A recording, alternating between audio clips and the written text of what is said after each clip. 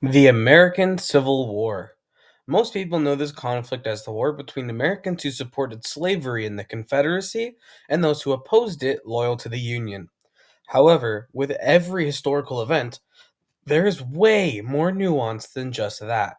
Five states that permitted slavery didn't secede in 1861: Missouri, Kentucky, Delaware, West Virginia, and Maryland.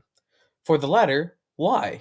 Well, let's start this all the way back in 1860. During the presidential election of 1860, the southern states didn't even have Lincoln's name printed on their ballots. Maryland did have Lincoln on the ballot. However, he was insanely unpopular in the state. He only won 2.5% of the popular vote in Maryland, coming in a distant fourth place. His unpopularity in Maryland, yet his name being printed on their ballots, is due to two very simple reasons. There was not as significant an appetite in Maryland for secession as in Mississippi or South Carolina, but Maryland was equally hesitant towards the potential abolition of slavery. The state's support of secession was split geographically. The areas of southern and eastern shore Maryland, especially those on Chesapeake Bay, which neighbored Virginia, were supportive of slavery, while central and western Maryland had a much closer connection to the north and thus opposed slavery. Many Marylanders recognized that their long border with Pennsylvania would be impossible to defend in the event of war. Businessmen obviously opposed any attempt at shutting down business into Maryland. Put simply, most residents of Maryland simply didn't want to fight their southern neighbors. After John Brown's raid of Harper's Ferry in 1859, many citizens began forming local militias to prevent a slave uprising.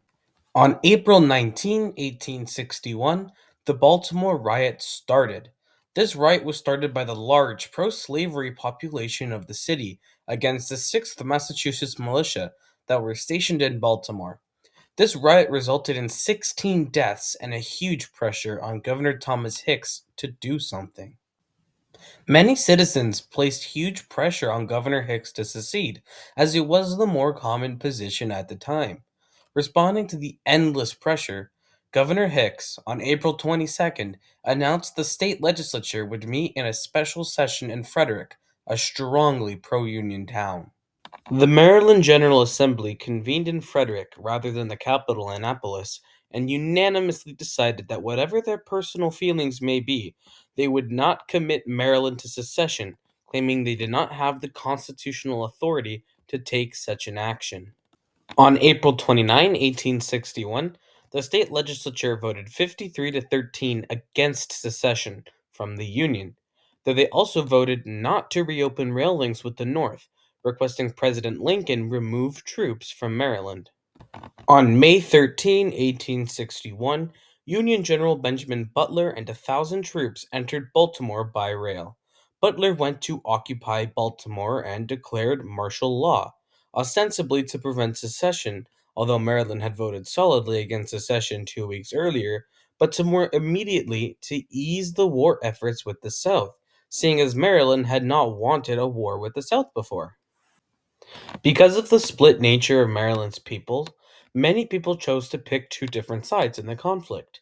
Many Marylanders chose to fight with the Union, and others chose to fight the Union. This came to the forefront when, on May 23rd, 1862, the 1st Maryland Infantry fought the 1st Maryland Infantry, Confederate and Union, of course. The South won the Battle of Front Royal, and when taking prisoners, many men recognized former friends and family members.